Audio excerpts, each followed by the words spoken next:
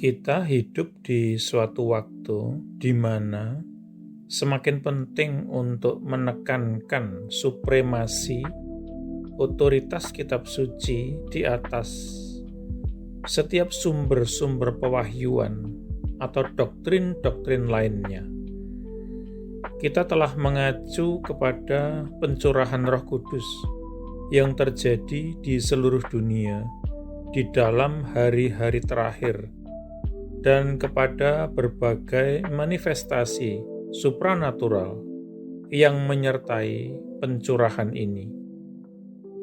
Namun kitab suci juga memperingatkan kita bahwa bersamaan dengan meningkatnya aktivitas dan manifestasi Roh Kudus akan ada peningkatan paralel di dalam aktivitas kekuatan-kekuatan iblis yang selalu berusaha untuk menentang umat Tuhan dan tujuan-tujuan Tuhan di bumi.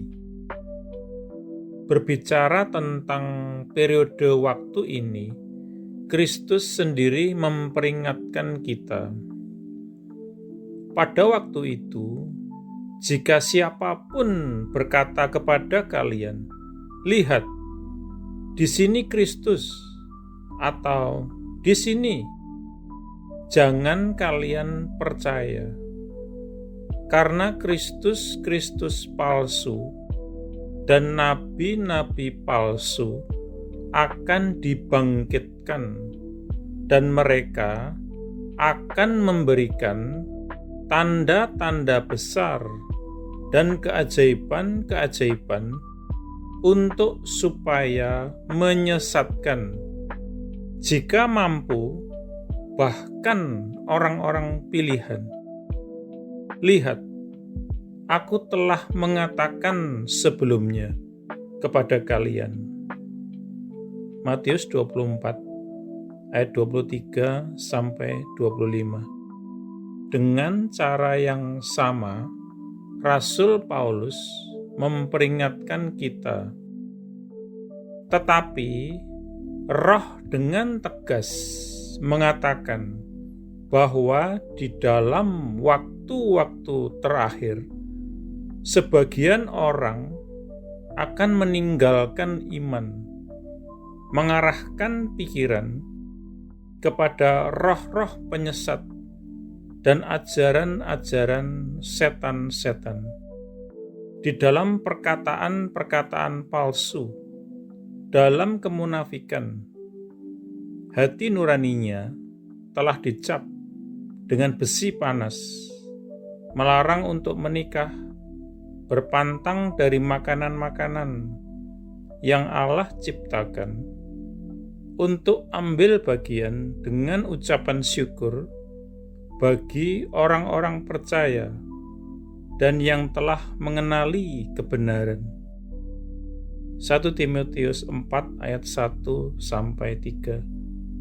Di sini Paulus memperingatkan kita bahwa di dalam hari-hari ini akan ada peningkatan besar di dalam penyebaran doktrin-doktrin atau ajaran-ajaran palsu dan sekte-sekte dan kelompok-kelompok yang menyesatkan, dan penyebab yang tidak kelihatan di belakang semua ini adalah aktivitas roh-roh penyesat dan setan-setan. Sebagai contoh, Paulus menyebutkan doktrin-doktrin religius dan praktek-praktek agamawi yang memaksakan bentuk-bentuk berpantang yang tidak wajar dan tidak berdasarkan Alkitab dalam kaitan dengan makanan dan hubungan pernikahan yang normal.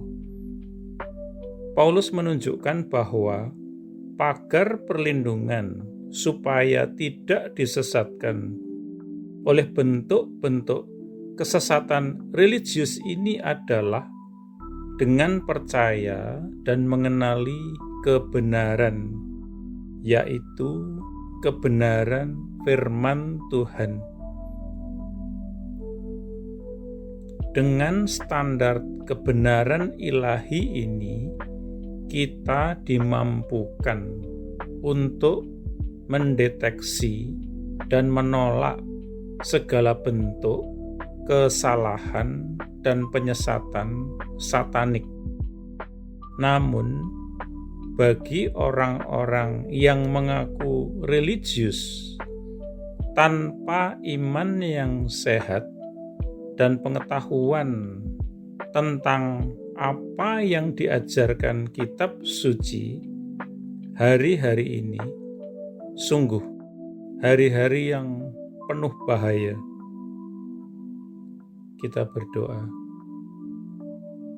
Bapa, terima kasih untuk firman-Mu, Alkitab, yang penuh dengan kehidupan dan kebenaran-Mu, yang bekerja secara mendalam di dalam hidupku untuk mendeteksi dan menghancurkan setiap kebohongan musuh, dan yang menjaga hidupku di jalan-Mu. Aku sangat bersyukur untuk dampak perlindungan dari firman-Mu di dalam hidupku. Aku memuji Engkau untuk ini. Amin.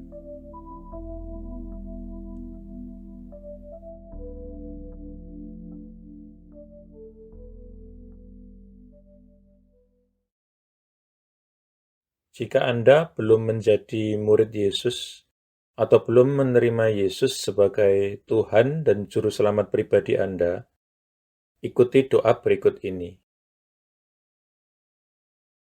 Tuhan Yesus Kristus, aku percaya bahwa Engkau adalah Anak Allah dan jalan satu-satunya menuju kepada Bapa, dan bahwa Engkau telah mati di kayu salib untuk dosa-dosa yang aku perbuat, dikuburkan, namun kemudian Engkau bangkit kembali dari antara orang mati, supaya aku dapat diampuni dan menerima hidup yang kekal. Aku menanggalkan segala kebanggaan dan pembenaran diri sendiri agamawi, dan segala macam gengsi yang tidak berasal daripadamu. Aku tidak punya klaim apapun atas belas kasihan-Mu, kecuali bahwa Engkau telah mati menggantikan aku. Sekarang aku tidak akan memberontak dan berdosa lagi kepadamu, ya Tuhan. Dan aku menyerahkan diriku kepadamu, karena sesungguhnya Engkau adalah Tuhanku. Aku mengakui segala dosa-dosaku di hadapan-Mu, dan aku tidak menyembunyikan apapun. Secara khusus aku mengakui, sebutkan dosa-dosa yang pernah Anda perbuat, yang Roh Kudus ingatkan. Aku bertobat dari segala dosa-dosaku, ya Tuhan. Aku berbalik dari mereka, dan aku kembali kepadamu, ya Tuhan, untuk belas kasihan dan pengampunan-Mu. Aku memohon pengampunan-Mu, terutama atas dosa-dosa yang menyebabkan diriku terkena kutuk. Lepaskanlah diriku juga dari akibat dosa-dosa bapa leluhurku di masa lalu. Oleh keputusan kehendakku, aku dengan sadar mengampuni setiap orang yang pernah melukai atau bersalah atau merugikan aku, sama seperti aku ingin Tuhan mengampuni diriku. Aku menanggalkan seluruh kepahitan, seluruh kemarahan dan dendam, dan segala kebencian. Secara khusus, aku mengampuni. Sebutkan nama-nama orang yang Anda maksudkan.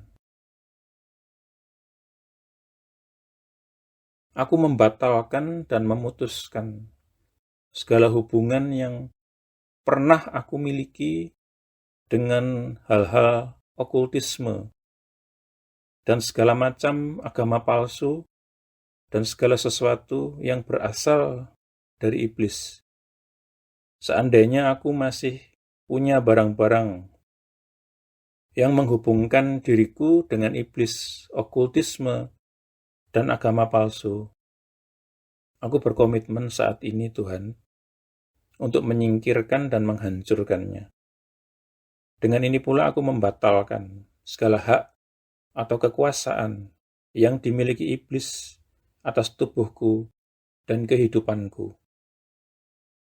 Tuhan Yesus, aku berterima kasih bahwa di kayu salib Engkau telah menanggung segala kutuk yang mungkin mengikat diriku selama ini. Engkau telah dijadikan kutuk, supaya aku dapat ditebus dari setiap kutuk dan mewarisi berkat-berkat Allah. Atas dasar itu, aku memohon Engkau, Tuhan, untuk melepaskan aku dan membebaskan aku dari segala kutuk yang mengikat kehidupanku di dalam nama-Mu, Tuhan Yesus Kristus. Aku menyerahkan diri dan menundukkan diri kepadamu, ya Tuhan, dan aku melawan iblis.